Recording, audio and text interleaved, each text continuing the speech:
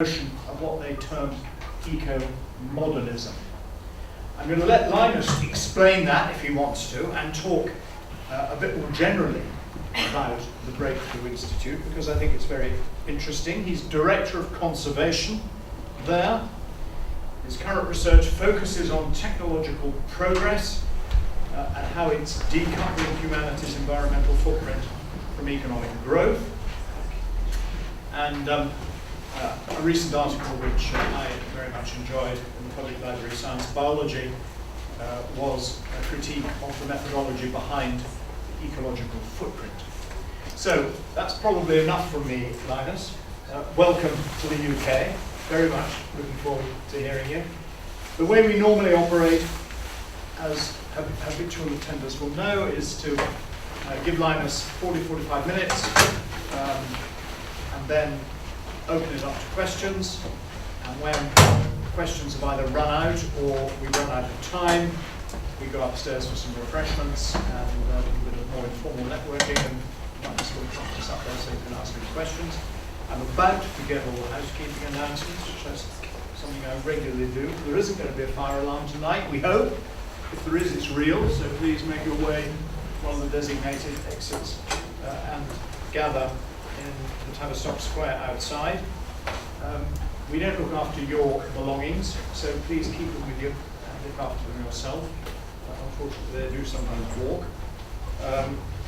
We are recording tonight's talk, as we record all our talks, and the talk and the slides will be available after the presentation. And I've been asked to point you out, I think, then. The helper who will be around to assist with general inquiries. Thank you very much for staying around to participate in the seminar. Enough from me, over to you, Linus. Thank you. Good evening. I'm not going to say very much more about Breakthrough Institute. We're a small think tank based in Oakland, California.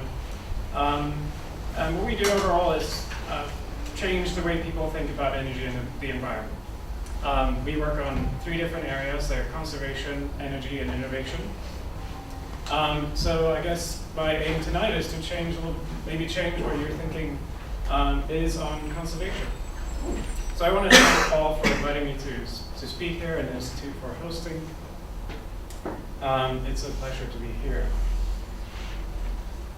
Much of what I'm going to say tonight comes from a report that we published just a few weeks ago. It's called Nature Unbound: Decoupling for Conservation. There were some print copies back there. I'm not sure if there are any left, but I have some more in stock afterwards. You can find it online too. I'll give you the website at the end. So, by most measures, humanity has done extraordinarily well over the last century. People on average live longer and they eat better. The share of the global population living in poverty is smaller than ever. But supplying food, materials, energy, and water to a growing and increasingly wealthy population has come at a steep cost to the natural world. Humans today use about half of all ice-free land on the planet, mostly for farming and forestry. Habitat loss, overexploitation, pollution, and other environmental impacts have reduced wildlife population by about half since 1970. Hundreds of species of mammals and birds have gone extinct in the past few centuries, and many more are threatened with extinction in the near future. But there are glimmers of hope. Even as biodiversity continues to be lost, there are signs that economic growth and human material welfare are becoming increasingly decoupled from environmental impacts. If these trends continue, it is in fact possible that environmental impacts peak and decline in this century, even as the global population reaches 9 or 10 billion and people move towards more materially rich and secure lives. So what I want to offer today is an understanding of the technologies and social changes that have made this decoupling possible so far. And as Paul hinted at, some of my conclusions are going to challenge conventional environmental wisdom. I'm going to argue that agricultural intensification, feedlots, aquaculture, and nuclear power that are often thought of as destructive are actually among the technologies that can make peak impact possible. It's century. I'll also explain what I think decoupling means for conventional conservation approaches like protected areas and ecosystem services. And finally, I'll offer a set of areas where conservation organizations, governments, and other organizations can make a big difference to accelerating decoupling and achieving peak impact. But I'll begin by looking a little closer at some trends in environmental impacts globally. And I'm going to focus on what are probably the two biggest impacts that have been over the last few decades: land use change and overexploitation. Agriculture has been the main driver of land use change in the last few decades. Since 1960, the area of cropland has grown by 13% and the area of pasture has grown by 9%. But the expansion of agriculture has slowed down a lot recently. And actually, since 1990, as you can sort of see here, global farmland area has barely expanded, even though the global population has grown by 20% and GDP per capita has more than doubled.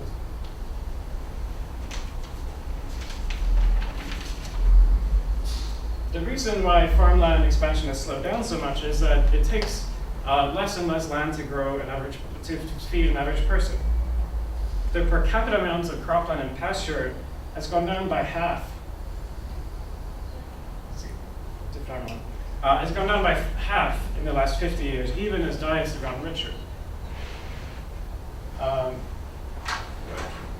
So wood production is another major driver of land use change, either through deforestation or through tree plantations expanding at the expense of natural forests. Here, too, we see some encouraging trends. The total area dedicated to production forests globally declined by 50 million hectares between 1990 and 2010. That's about the size of France. The amount of wood harvested from natural forests peaked already in 1990 and has continued to decline since then. These declines have been possible thanks to saturating demand for wood globally. Total wood consumption is about 40% higher today than it was in 1960, but it hasn't grown really since 1990. And per capita consumption of wood has gone down by about 1/3 in this time span.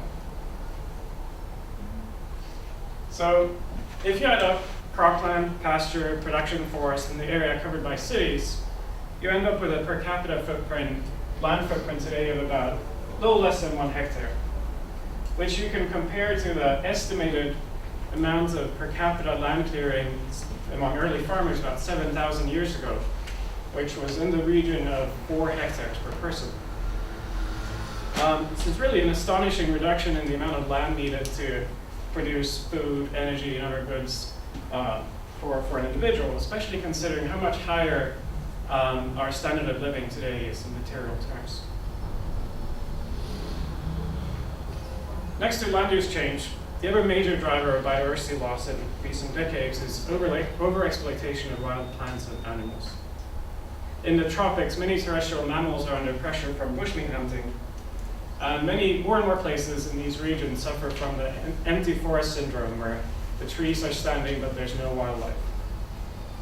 In contrast, though, the most developed regions have moved away from overexploitation of wild mammals, and populations are actually rebounding across most of Europe and North America. Some more good news: whaling, which in the middle of the 20th century really threatened to drive many whale species to the point of extinction, has now almost entirely stopped. There's some signs that pressures on wild fish stocks have also started to grow more slowly or even stopped. The number of overexploited fish stocks has been stable since 1990, and total harvests have not increased in that period. So going beyond land use change and overexploitation, we can also see that consumption of water, it's grown in the aggregate, but per capita consumption seems to have flattened out or even declined in the last couple of decades. So against this background, in fact, the trends in greenhouse gas emissions is more like an exception rather than the rule. Total emissions have climbed steadily over the last 50 years, and even per capita emissions have increased in the last 15 years or so, 10, 15 years. They were stable between the 70s and early 2000s. So all in all, it's clear that aggregate impacts on the environment have grown globally over the last few decades, but they're growing more and more slowly, and some have actually started to stabilize. And this slowdown has been possible for several reasons. I'm going to use a very simple, classic IPAT formula to try and explain why that's been possible. First of all, the rate of growth in the global population has slowed down. It's now about half of what it was in the early 70s. Also, demand for many material goods has saturated in most rich countries. I already showed that per capita demand for wood has gone down by 1/3 over the last 50 years. Most rich countries have seen stabilizing and saturating demand for food and even for meat. There is, of course, less saturation for energy demand, but which continues to grow even at high levels of economic development. But even there, we see some stabilization in the richest countries today. But slowing population growth and saturating demand in rich countries cannot on their own explain the slowdown in aggregate impacts. The reason they've been possible is that over time, the technologies that we use to produce food, energy, and other materials have become more environmentally efficient. By that I mean that the environmental harm of producing a given good has declined over time. So if we want to see environmental impacts peak and decline this century, we need to understand how these technological improvements have been possible. We found that two processes in particular have been important to driving this: substitution and intensification. To explain what I mean by substitution and how it can reduce pressures on the environment, I'm going to give you a few examples. I'm going to start with substitutions that have reduced the expansion of farmland. So to begin with, before nitrogen fertilizer could be produced synthetically with a Haber-Bosch process, farmers had to set aside as much as half of their land for legumes, which fix nitrogen in the soil. So when nitrogen could be produced synthetically, the land required to grow a certain amount of food was cut in half. So we cut the left half of that rectangle. In early 20th century United States, farmers used about 25 million horses and mules to plow their fields and provide other forms of draft power. These animals required huge amounts of feed, whose production took up about 1/4 of all farmland. That's the remaining quarter of this bright part of the rectangle. So of course, when tractors then came in and replaced horses, the land footprint of producing a good amount of food was cut by another 25%. It spared, in the US, it spared an area the size of California. So without synthetic fertilizers and tractors, we would be using far more land to produce a given amount of food today. Substitution has also helped reduce the demand for wood. In the 18th and 19th centuries, people in Europe and North America relied mostly on fuel wood for domestic cooking and heating, and for the production of iron, glass, and salt. Per capita fuel wood consumption in the US peaked in the 1840s at a little bit over 16 cubic meters per person. It's declined by over 99% since then, mostly as a result of substitution by modern fuels like coal, natural gas, and later nuclear power. This slide here shows how wood consumption peaked and declined in the late 19th century as coal consumption went up. To give you another example, by using synthetic instead of natural rubber, we spare tropical forests from conversion to rubber plantations. Without synthetic rubber, we would need another 10 to 15 million hectares of land for rubber plantations. That's about the size of England, and I've marked out a corresponding area on this map here. Most rubber plantations are expanding in Southeast Asia these days. Substitution has also helped reduce overexploitation of wildlife. Just a few million Pleistocene hunter-gatherers who relied on wild animals for meat and materials contributed to the extinction of dozens of large mammals. The domestication of mammals allowed humans to obtain meat without killing wild populations. feeding these domesticated animals takes up a lot of land in total, but the impact per unit of meat produced is relatively small compared to wild meat hunting. And over time, meat production has become more efficient thanks to another form of substitution, feedlots replacing pasture or grass-fed beef. In the US today, producing 1 ton of beef in a feedlot system takes about half as much land as it does in a grass-fed system. Agriculture allows us to get fish without depleting wild stocks. This is especially true for herbivorous fish like carp and tilapia that can be fed almost entirely using a plant-based diet. Carnivorous fish like salmon used to require large amounts of fish meal and fish oil obtained from wild fish, but huge progress has been made in this area in the last 2 decades, and now even salmon can be fed mostly a plant-based diet. So as agriculture gets better, fish production becomes more and more decoupled from the oceans. I've saved the most fascinating example of substitution for last. It's the story of how we saved the whales. Whaling became a big industry in the early 19th century because whale oil, especially from sperm whales, was a relatively cheap and good fuel for lighting. But towards the middle of the century, as cheaper and better substitutes emerged, including camphene, coal gas, and eventually kerosene, demand for whale oil collapsed. And by the 1880s, as you can see here, whaling had almost disappeared. Substitution saved the whales in the 19th century. Here's a cartoon from Vanity Fair showing whales at a ball toasting the discovery of oil in Pennsylvania in 1859. But of course, pressure mounted again on whales in the 20th century, when a process was invented that allowed whale oil to be used in margarine. For several decades in the first half of the 20th century, this was the dominant use of whale oil, and of course then the biggest driver of whaling. It's a little hard to believe today that we were almost drove the whales to extinction because of something trivial as margarine. By the 1930s and 40s, however, other sources of edible fats became available, especially palm oil. So in that process, demand for whale oil fell, and both the UK and Norway, which had thus far been the dominant nations in whaling, actually closed their whaling industries by mid-century as a result of that substitution. What remained of whaling after the middle of the century was a loss-making Soviet industry in Japanese whaling for meat.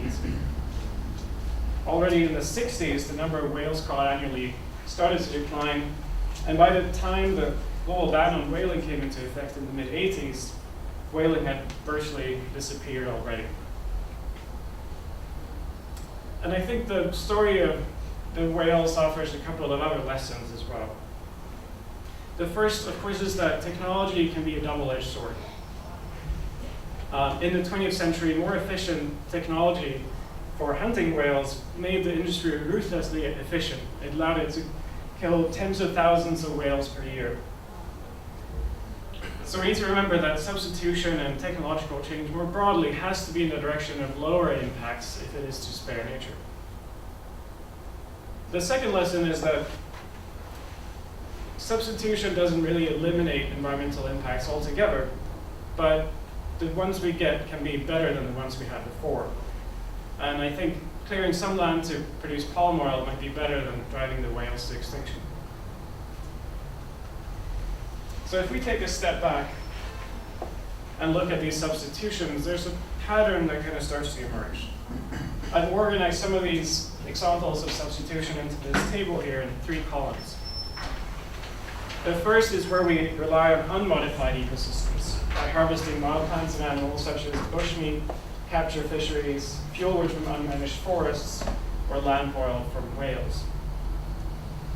The second stage I've called farming, where we grow things in engineered ecosystems like crops, tree plantations, and extensive agriculture. The third and final stage we might call a factory, where we produce goods in closed systems often using non-renewable resources. Examples here are synthetic fertilizer, nuclear power, closed-loop agriculture, LED-powered vertical greenhouses, and in vitro meat. So what can we learn from this? Well, first of all, I would argue that as we move to the right in this table, the environmental impacts per unit of production actually decline. Going from the first to the second column allows us to stop killing the things we're trying to save, like whales and wild mammals. Going from the second to the third column usually reduces the amount of land needed to produce a given amount of good really radically. So it seems from this that the more artificial, the more engineered, and the farther removed from natural ecosystems the means by which we produce material goods is, the more nature we spare. There's another implication here, which is that in many cases we haven't saved nature by using it more sustainably, but by not using it at all. We didn't really save the whales by constructing more efficient lamps or only harvesting the annual reproduction of whales. We didn't save forests by sustaining old tree plantations for fuelwood, but by not using fuelwood at all. Also, but we haven't, for the most part, saved wild mammals by hunting them sustainably, but by getting our meat from other sources altogether. So that's substitution. The other big way in which humans save nature is intensification, or more simply, just by growing more food on less land. Over centuries, our cropping systems have evolved from one harvest every 10 years or so to 2 or 3 harvests per year. So it now takes as much as 30 times less land to produce the same amount of food. Of course, the size of each harvest has gone up too, in many cases by a factor of 2 or 3 in just the last 50 years. This slide here shows the area used to grow cereals globally, which has remained stable even as production has roughly tripled in this time period. Growing more food on less land saves nature by reducing the amount of natural habitat that needs to be converted to farmland. Agricultural intensification over the last century allowed overall food production to triple even as farmland expanded by only 10%. Meeting today's demand for crops with the yields of 1960 would require more than 1/3 of the ice-free land on the planet, compared to the 12% that we use today. I can't even imagine the habitat loss and deforestation that would result from that scenario. Even the very most conservative estimate, which accounts for a rebound in food demand with lower prices, credits intensification with sparing an area the size of Western Europe from conversion. However, intensification is by no means a free lunch. Getting more food out of each hectare of farmland inevitably means having less of other plants and animals that compete with the crops for nutrients, sunshine, and space. In much of Europe, for example, higher yields have led to the decline of many common farmland birds. But in many regions, and almost certainly at the global scale, intensification has had a net benefit for biodiversity. The reason for this is that in most cases, more biodiversity is lost when natural habitats are converted to farmland than when more food is produced on the same amount of land.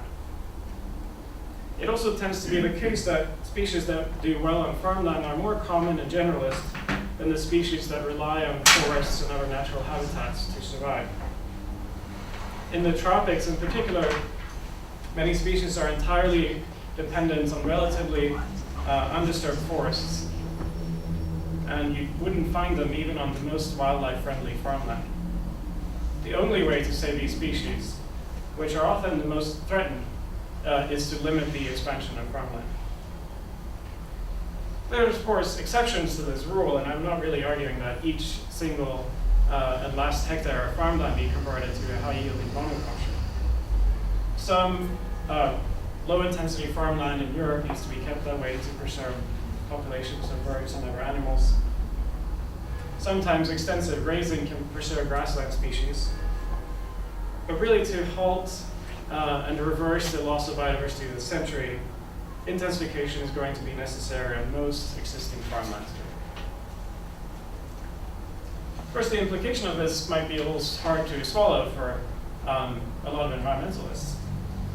It would suggest that large-scale industrial farming enabled by synthetic fertilizers, tractors, irrigation, and pesticides is actually key to saving nature globally, rather than small-scale organic farming, which on average requires about 50% more land to grow some amount of food compared to conventional farming. And in fact, contrary to what most people think, conventional high-yield systems can not only spare land, they can also reduce other impacts from farming. Intensive agriculture requires large amounts of energy for synthetic fertilizers, pesticides, irrigation, and machinery, and so on. Of course, this energy has mostly come from fossil fuels, so agricultural operations have been emitting very large quantities of greenhouse gases over the last half century. But this is actually more than offset by the saved greenhouse gas emissions from the deforestation that is avoided through intensification. So it actually seems to be the case that intensification over the last 50 years has led to lower net greenhouse gas emissions in a scenario without the intensification.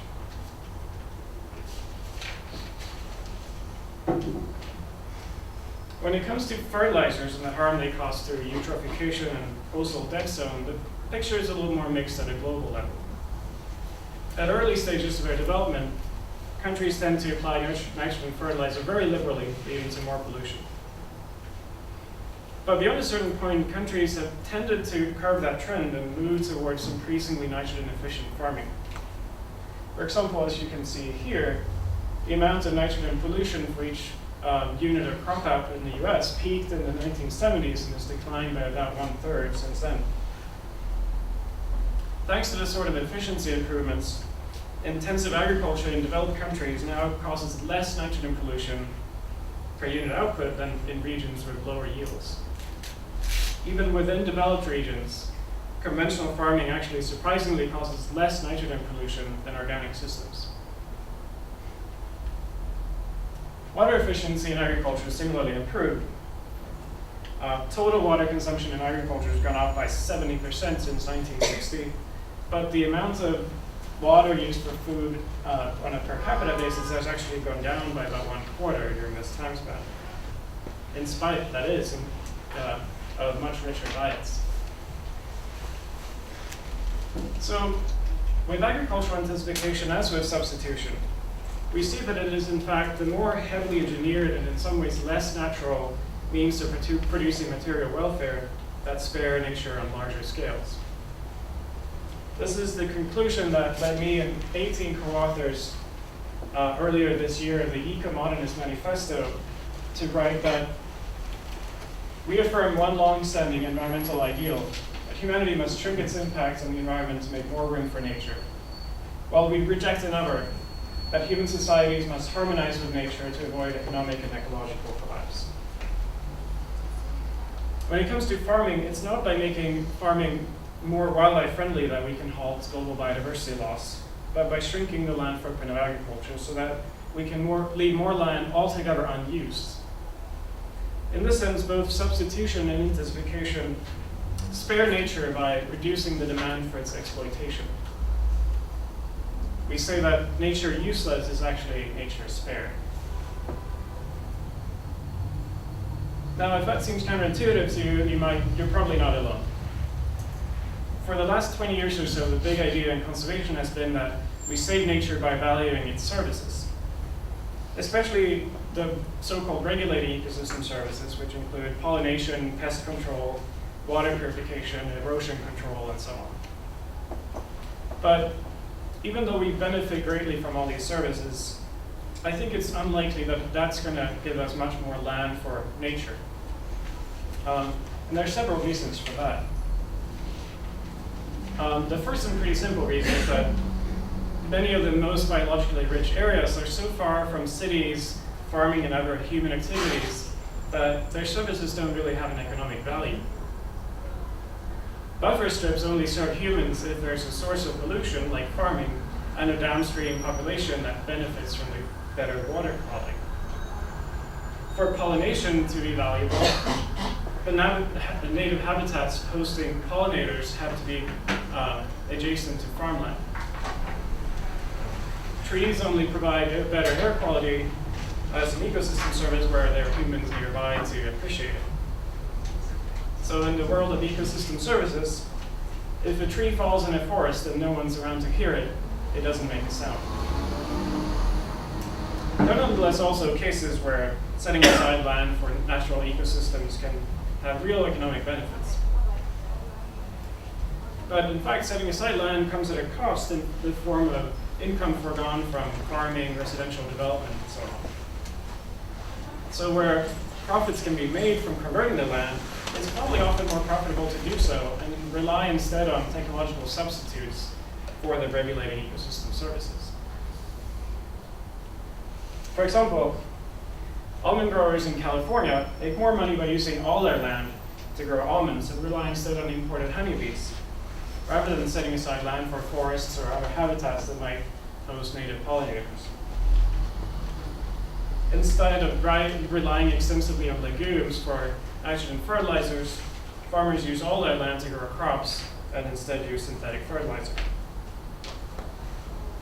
Precision technologies that minimize nitrogen surplus on farmland are often cheaper than setting aside land for wetlands that can capture the nitrogen. So for virtually every regulated ecosystem service, there's a corresponding technological solution. And where the opportunity cost of setting aside land is high, the ecosystem service actually often turns out to be the more expensive option. Again, there are exceptions to this rule. Buffer strips along streams and agricultural regions can be so efficient at reducing nitrogen loads in the water that it justifies the opportunity cost of setting aside the land. But the strength is at the same time a limitation, because if they're so efficient at what they do, you don't need much of them. In other situations where using land for farming or housing isn't profitable, the opportunity cost of setting this land aside is of course lower. And in this case, ecosystem services might be enjoyed at little or no cost. But if we think about it, if the land wasn't actually under threat of conversion in the first place, relying on the ecosystem services doesn't result in more land for nature. So the paradox here with these ecosystem services is that we might benefit from them the most where they make the least difference to conservation. In fact, in none of the sort of contexts that I've described so far does the existence of ecosystem services justify, on an economic basis, setting aside large amounts of land for nature.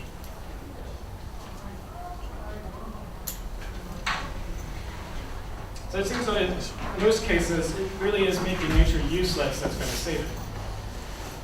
Decoupling through a substitution and intensification can lower pressures on land and wildlife, and it expands the opportunities for conservation. And sometimes this is enough. When New England's farmland became worthless as a result of competition from intensive agriculture elsewhere, forests regrew naturally on the abandoned land. When communities get access to cheap fuels like LPG or natural gas, they often stop collecting fuel altogether, even in the absence of legal restrictions. And as I explained before, the UK and Norway closed their whaling industries as a result of substitution well before there was any global ban. But still, more often than not, there's a continued and important role for traditional conservation approaches like protected areas or hunting regulations. And this role is very contextual. In many temperate regions and also marginal lands in the tropics, pressures are easing and land prices are falling as a result of decoupling. Here, governments and conservation organizations can step in and make the most of these opportunities. For example, competition from agriculture in more productive regions led to the abandonment of farmland in parts of the Mississippi Basin. But it took a concerted effort by government and conservation organizations to restore floodplains like this one on the Washita River. The economic decline of the cattle industry in Montana led to lower land prices, but it still required the effort of organizations like the American Prairie Reserve to buy the land, tear down the fences, and reintroduce the bison. In other areas, like fertile lowlands in the tropics, the situation can be reversed. Here, agricultural intensification is a double-edged sword. Higher yields in these regions are essential for reducing the land footprint of farming globally, but it can at the same time increase pressures for conversion of forest to farmland because their products are more competitive in the market. So for example, while soybean yields have nearly kept pace with demand in Brazil, there's still been quite a lot of expansion, as you can see if you follow the green line in this diagram. In this sort of situation, protected areas and especially strategic landscape level planning can help concentrate production on already cleared land while ensuring that the most valuable areas for conservation are protected. So in these different ways, active conservation or interventions can help achieve better outcomes by seizing opportunities for restoration or rewilding, or preventing that the most special places are converted. But at the same time, it's important to recognize that protected areas and other traditional conservation approaches are seldom possible without decoupling first reducing pressures. This is especially true at the global level. What we can see around the world is that societies or communities are often not willing to make big economic sacrifices for conservation. The vast majority of protected areas are in places where there are no competing land uses, either because the land is too infertile or hilly or because it's too remote from any populations. Where farming, logging, or mining are actually viable, or where population densities are higher, there are far fewer protected areas. And those that do exist are either poorly enforced or dismantled altogether when pressures increase.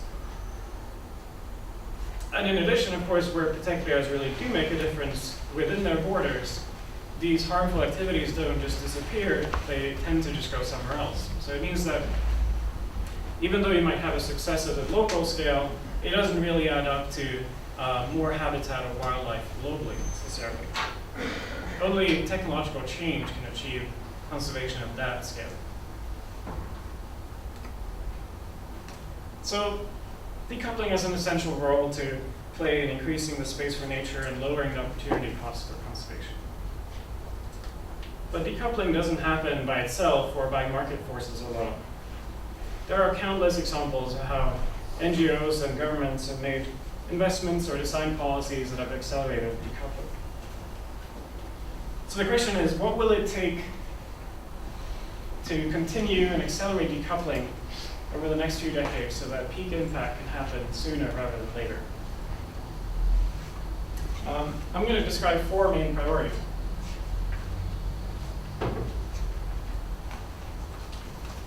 The first one is to spread the technologies we already have to make more substitution and intensification happen at the local scale and on the ground.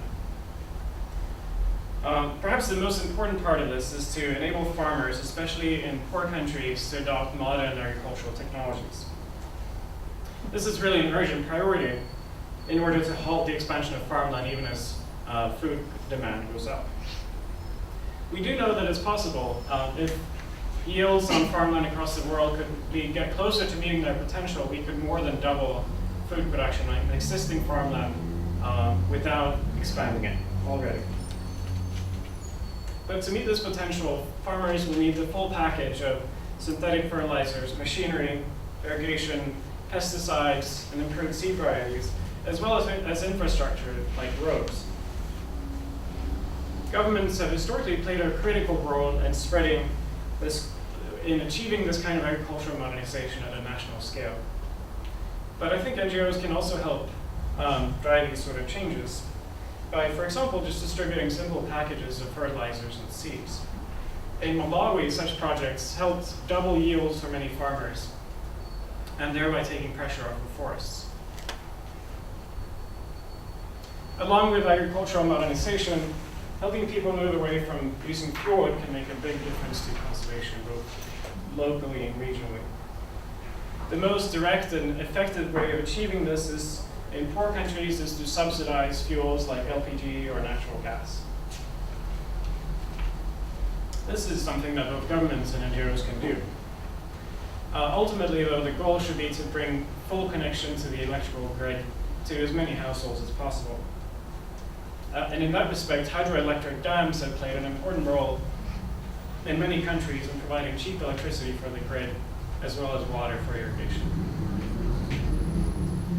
I think in this context, and more broadly, conservationists can make a difference by voicing their support for agricultural modernization and energy access, as well as calling an end to crop-based biofuels, which of course go completely counter to decoupling.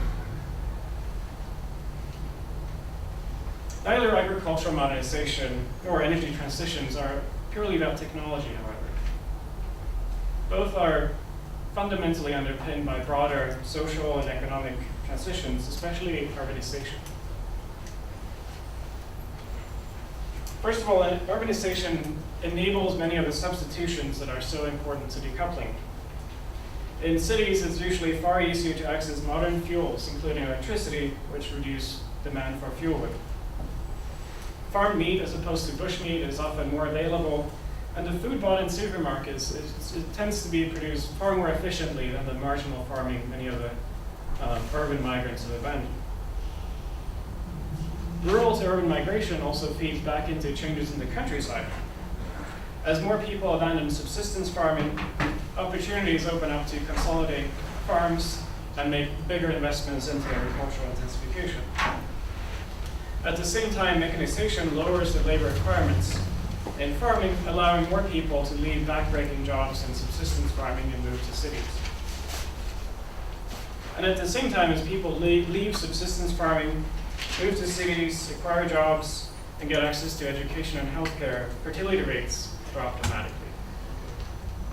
The main determinant of where the global population this century is going to peak at 9 or 10 or 11 or 12 billion is really how fast this transition can happen in Africa.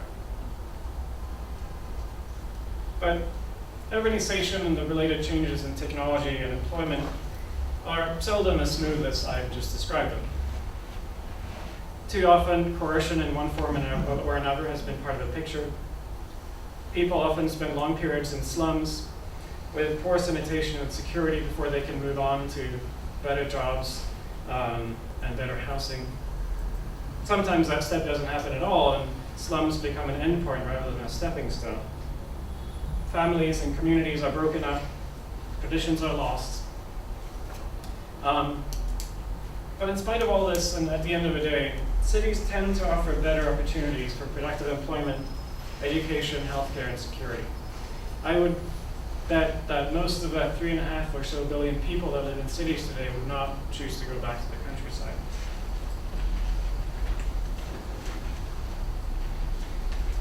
Among all the factors that determine whether urbanization is for the better or not, one stands out.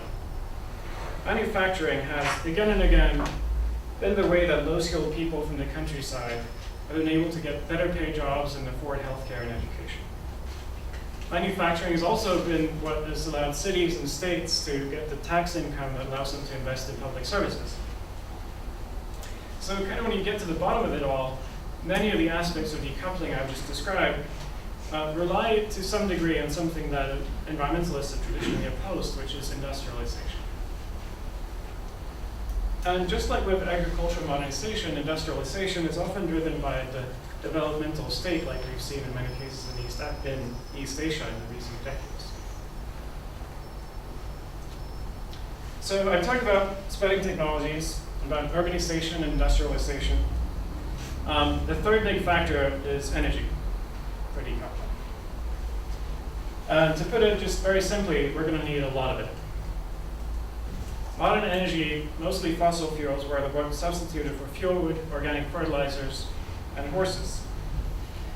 But it's not just about changing the source of energy, it's also about using more energy to reduce pressures on habitats and wildlife.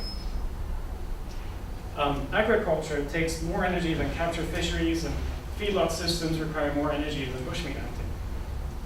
The yield improvements we've seen in agriculture in recent decades have only been possible thanks to huge energy inputs in the form of fertilizers and irrigation and so on. Furthermore, abundant modern energy is needed to power the cities and industries that underpin decoupling. So here's the paradox. We save nature with energy, but since most of our energy so far has come from fossil fuels, the same act of sparing land and wildlife has also released large amounts of carbon dioxide to the atmosphere. This, of course, presents a huge trade-off. And the only way to allow our impacts on land and wildlife to decline while also avoiding the worst impacts of climate change is to radically decarbonize our energy supply. Renewables like solar and wind are going to play a role in this, but they are far from sufficient. We need energy sources that work when the sun isn't shining and the wind isn't blowing, and that can provide baseload power for cities and industries. The only low-carbon energy source that's proven capable of doing this so far is nuclear power. This is Diablo Canyon nuclear power plant in California. I think conservationists can make an important contribution here by voicing their support for nuclear. This is already starting to happen. Earlier this year, 75 prominent conservationists signed a letter calling for more openness to nuclear power. So I've arrived at the fourth and final priority for decoupling, which is innovation. Innovation creates more opportunities for substitution and intensification in the long run. For example, the improved seeds that were part of the Green Revolution are alone credited with saving an area the size of France from conversion. Looking forward for low-carbon energy sources like nuclear power and others to diffuse more rapidly, innovation is required to bring their costs down. GMOs can reduce pesticide use while also helping farmers adapt to climate change. If in vitro meat becomes cheap and tasty enough, it might reduce our land footprint radically. But just like many other things I've talked about today, innovation doesn't only happen in markets. A lot of innovation, especially in energy and agriculture, has so far been driven by the states, different states, or by public-private partnerships. So to sum up, I think a world where environmental impacts peak and decline doesn't have to be entirely devoid of low-intensity organic farming, grass-fed beef, wild-caught salmon, or wood stoves. Communities and societies will continue to choose to rely in part on these more natural goods, sometimes for biodiversity reasons, in other cases to preserve cultural landscapes, or because they like the taste and feel of wild foods. Nor will everyone live in high-density cities. But with 7 going on 9 or 10 billion people, most of whom strive towards higher standards of material well-being, if we are to leave space for non-human species on this planet, most of our food, energy, and materials will have to come from more artificial and concentrated sources.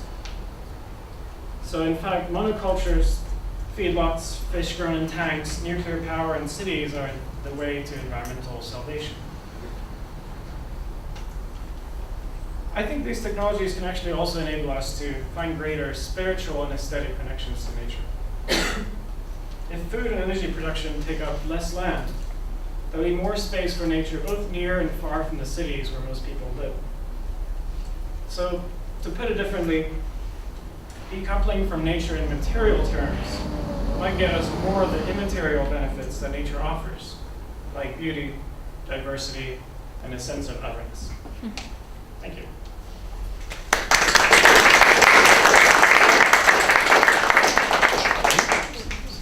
Well, thank you very much, Linus. Compelling presentation and some nice pictures to finish with. So, this is when we move into question time, and I'm looking for some hands for people who would like to ask questions.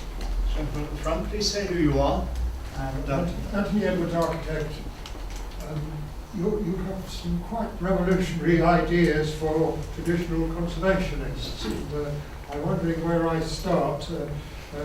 Nuclear has huge carbon emissions in its production process. It's huge.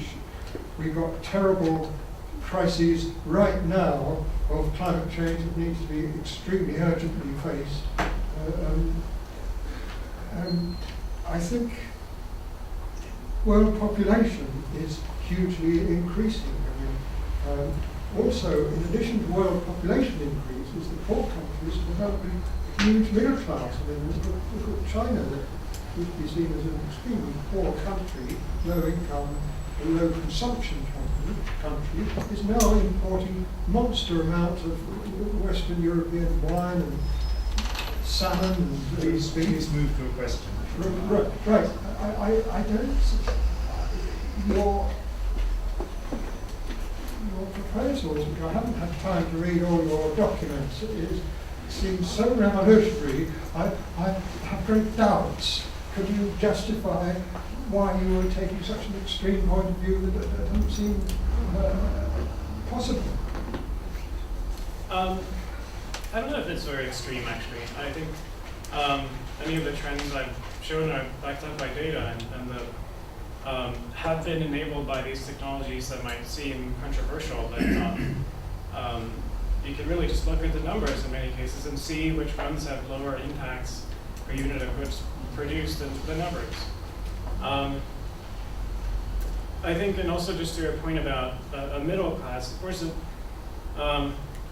increasing incomes and lifting people out of poverty has mixed effects on environmental impacts. On the one hand, you're, for the most part, feeding them, if when people move to cities and buy food in supermarkets and so on, their food comes from sources that are far more efficient often than the sort of marginal or subsistence farming they left.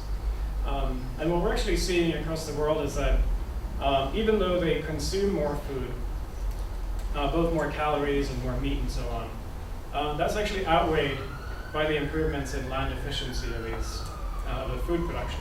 That's why the per capita amount of land needed to feed an average person has gone down, not just globally, but in every single world region over the last 50 years. So of course you've had the emergence of a huge middle class, but it takes only half as much land to feed an average person today than it did in 1960. Gentleman there. Nicholas Maxwell. I'd like to suggest another priority, that we bring about a revolution in academic inquiry. From the past, we've inherited this idea that the basic intellectual aim ought to be to improve knowledge and technological know-how, and then apply it. And in a way, that's what we're suffering from. And if we think that the fundamental aim ought to be to help promote human welfare, to help us make progress towards as good a world as possible, then the problems that we're ought fundamentally to be concerned to try to help solve are problems of living. Problems of knowledge and technological know-how are of course important, but what really matters is what we do and what we don't do. And so we ought to have a kind of academic enterprise that puts intellectual priority to articulating our problems of living and proposing and criticizing possible solutions, that is, possible actions, policies, political programs, and so on. The basic aim ought to be wisdom, not just knowledge. That's what I've been arguing for the last 40 years without getting anywhere very much, because in many ways academia is deeply conservative and resistant to change. Okay. So I'd like to, so that's my question. Oughtn't that to be a priority as well? I have nothing to object to that, so I don't know if there's a question in there. I don't know exactly what you mean by ways of living if you're thinking of consumption or other kind of lifestyle changes. Of course, they play an important, those sorts of lifestyle changes play an important role too. And we've seen, of course, mixed trends in consumption patterns. Over time, people eat more meat when they get richer, but then actually we see in the richest countries, people are starting to use less meat and substituting chicken for beef and so on. So in terms of consumption, there's a big role for shifting consumption patterns as well, and other lifestyle changes. But I think it doesn't really change any of the conclusions in terms of what sort of technologies are better to provide those outcomes. Lady at the back there. I'm Lucy Robinson. I work at the Natural History Museum. I think that's a really interesting concept, and it's given me lots of food for thought. But I think your idea that decoupling people from needing more land for food production, etc., is also decoupling their connection from nature, because they don't need it anymore for food. I mean, you said, like, protect nature by making it that we don't need it anymore. And so if people don't need it, they're already disconnected about where food comes from and things like that. Aren't we then creating a system where they're just not going to need nature? Why would you protect that? Do you really think that people would save that land for nature and keep it spare if we don't need it for food? We just build houses or do something else on it if we don't feel, if we're so just decoupled from it. Yeah, to me, there are other ways of connecting with nature than just eating organic food. I like to just go out there, for one, and go to national parks or areas right by cities and just be in nature and experience it. To me, that's personally just my strongest motivation for conservation, and not kind of knowing conceptually that my beef comes from a grass-fed source rather than a feedlot. One of your arguments was increased urbanization, and more people live in cities, the less time they spend in the countryside and the less connection they have with nature. Lots of people who live in cities have never been to a nature reserve or to the coast. Yeah, I think that's an important question, but at the same time, you look at where the conservation movement emerged. I think partly both in Europe, especially in the US, the early conservationists were the urban middle class that lived in cities.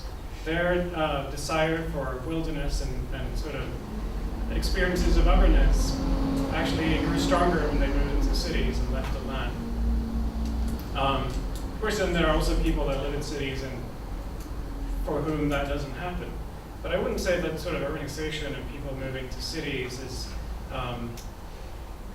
only kind of weakening connections to nature. I think in many ways, the more artificial immediate surroundings, the more we actually seek out other kinds of environments, and we go more into some of us at least go more into national parks and other natural areas as we move to cities.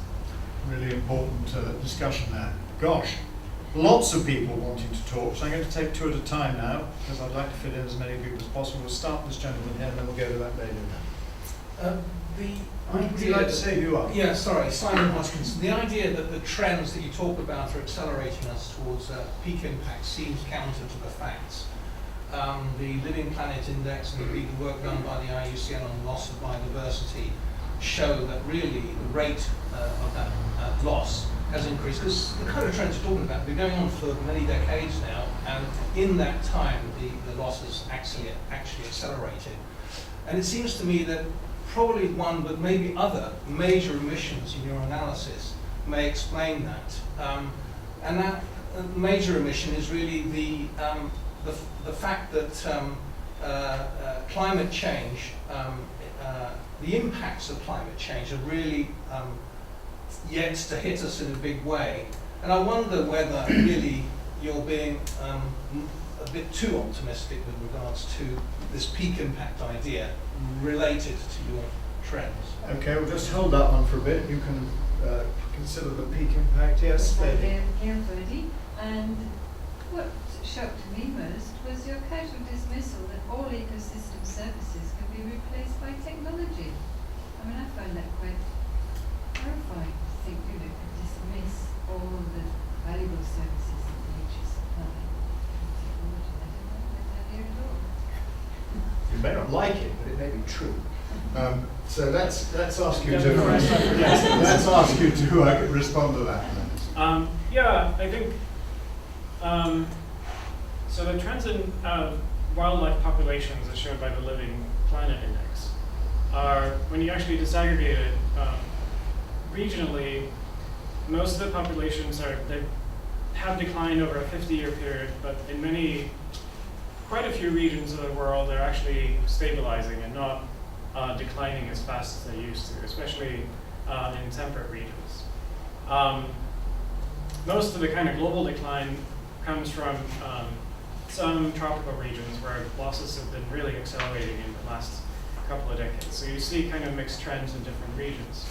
And of course, I think the issue that really underlies that is that the total area of farmland might not be expanding anymore globally, but its location is shifting.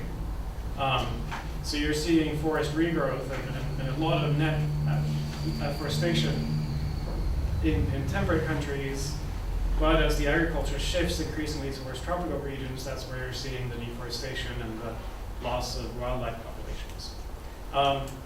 So it's of course more complicated than just looking at the total number of hectares that we use for farmland globally. To really understand what's happening to biodiversity, you also need to look at where that's located. And those shifts have had really mixed impacts. When you grow food in tropical regions, you can often produce food, you can do many more harvests per year, and you can have a much smaller footprint.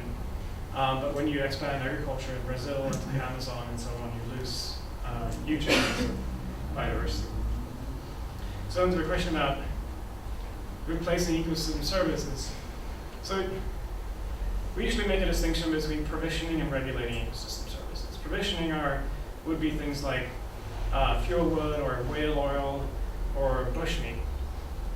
And it's not only true that we can replace them with more artificial goods, it's also good for nature in most ways. I mean, I would rather get my lighting from even fossil fuels or ideally nuclear or wind or solar than killing whales in order to light up my room. In terms of regulating, of course, it's a little bit different in that substituting those services doesn't save nature. Like we don't save nature by using imported honeybees as opposed to native pollinators. But I think at the same time, it is true that actually most of these relevant regulating ecosystem services can be substituted in one way or another. So pollination, we have, of course, these are still insects, but we can put honeybees on trailers and put them next to an almond farm, and that works just fine. For water quality, there are many filtration methods, or you can just kind of pollute less in the first place, which is also a technological question. Air quality, similar, you can just not pollute in the first place by using better technologies, or there are air filters and so on. So again, without kind of judging whether that's good or bad, I would observe that most of these services that we were talking about can be replaced by various technologies. Okay, still forests of hands. I'm going to go to the back. So we'll have this gentleman here and that gentleman there. We'll take those two. David Nathalie from the Global Sustainability Institute in Cambridge. I have two questions, but they're going to be really That's short. very greedy, only if they're short. So the first one is about complex systems. So like we know that we live in a highly complex system. There is the interconnections between us humans and nature, and like there are feedbacks. It is highly complex, and usually complex systems are characterized also by thresholds and tipping points. And mainly what you're suggesting is like keep going as you're going, just keep doing what you're doing, improve technology and distribute it. Is it possible that we're gonna overcome, go beyond some of these thresholds while doing it? That doesn't sound like a simple question to me. The I'm second going to one is move to this important. gentleman now, okay? Mine was along a similar line. So, there's lots of debate about how, it's Nathaniel Matthews' name. Lots of debate about how quickly nature can rebound.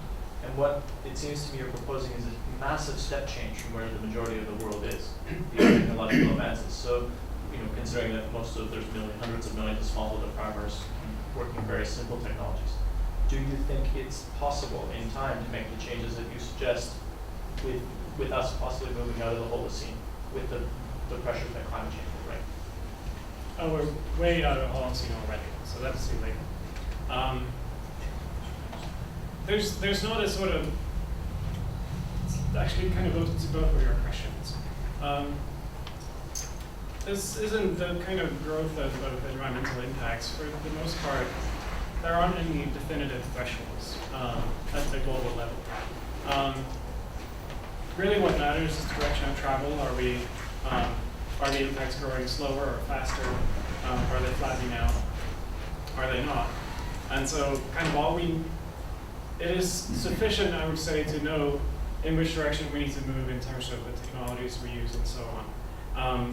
And as I said, the objective would be to achieve peak impact sooner rather than later, and at a lower total level rather than a higher. And to your question more specifically,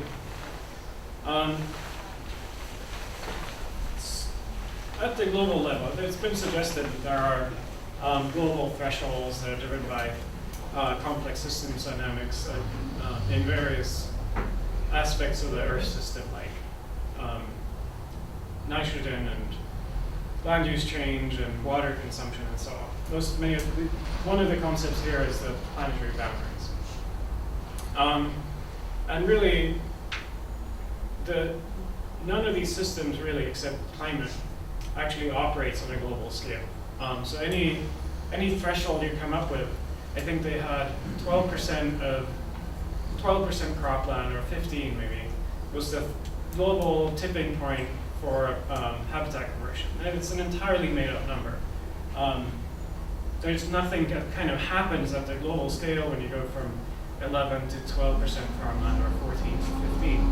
Of course, you lose, every percent you grow, you lose nature. But there's no kind of global dynamic that would induce a tipping point at any particular place. With the exception being climate change, where there are global components of a climate system that can tip over the tundra and ice sheets and so on. And yeah, in that sense, the lower the carbon dioxide concentrations, the better. Again, it's sort of arbitrary which exact tipping point you choose, because there's so many to choose between. But of course, we'd rather stay below 450 if we can. I'm going to ask the lady at the back, and then I'm going to abuse my position and ask a question, and I'm going to review the time, and we'll see whether we've still got time. So, hi, Tia Kansara, UCL Energy Institute. Quick question about the ecosystem service. I think on a personal level, it'd be really interesting to know your perspective on one thing that we can all do that can actually be positive to the environment, in your opinion, aside from being vegetarian. okay, so that's the personal thing. And I find there's a lot in your argument that's compelling. If we accept that population is going to increase to 9 to 12 billion, and those guys are then not only going to want to exist, but they're going to want to become middle classes. They want to consume in the way that we consume.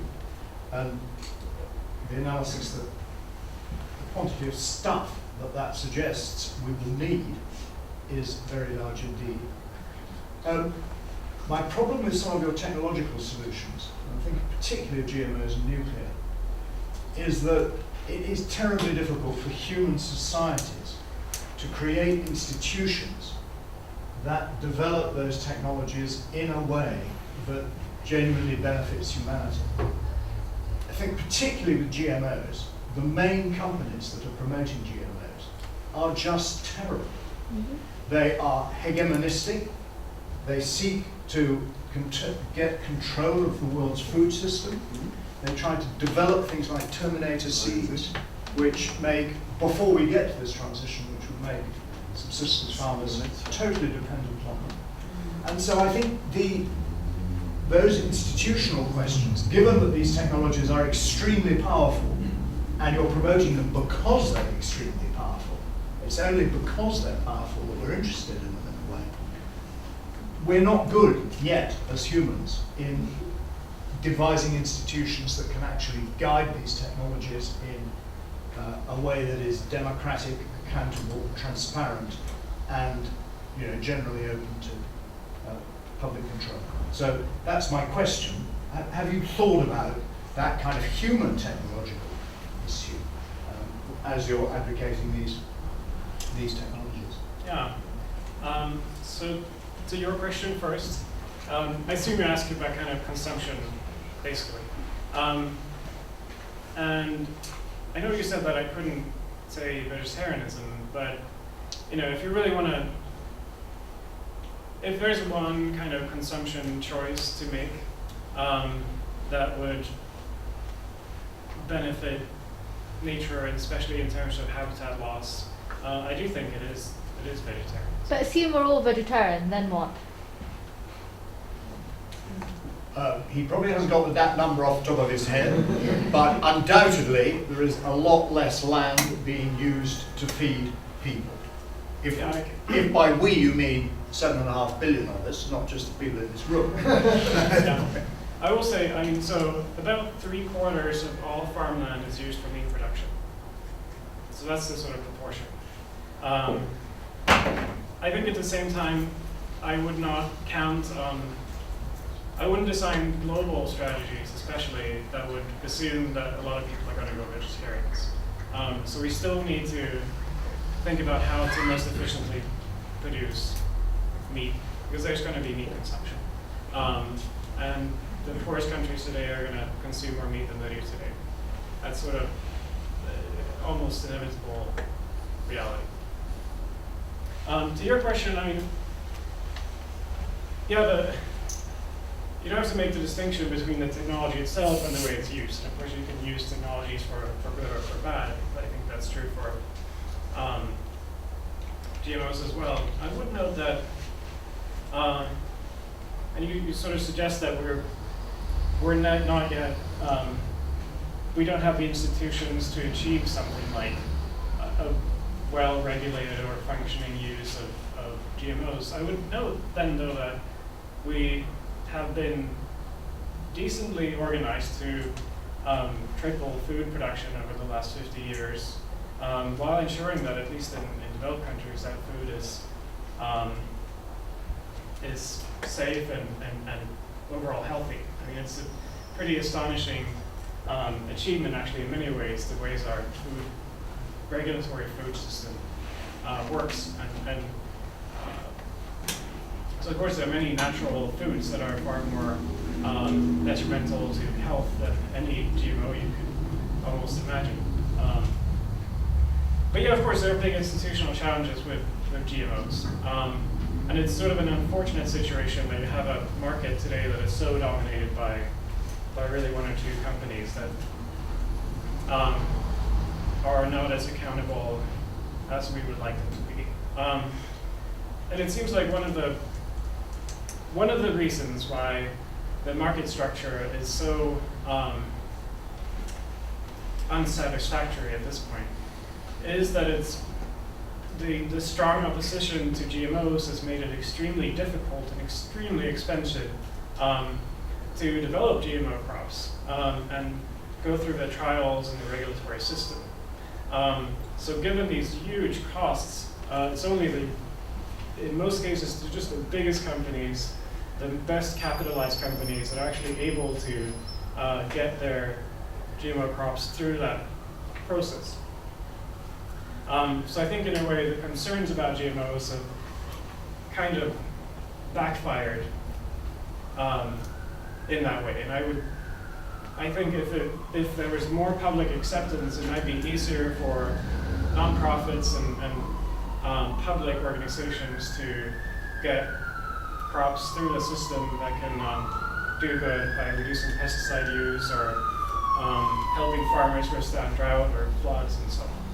But I do agree that there are institutional challenges to that. Okay, we're going to stop there. I've heard the clock chime 7:15, which is the kind of witching hour for these seminars. I'm sorry to those who would have liked to ask questions and haven't managed it.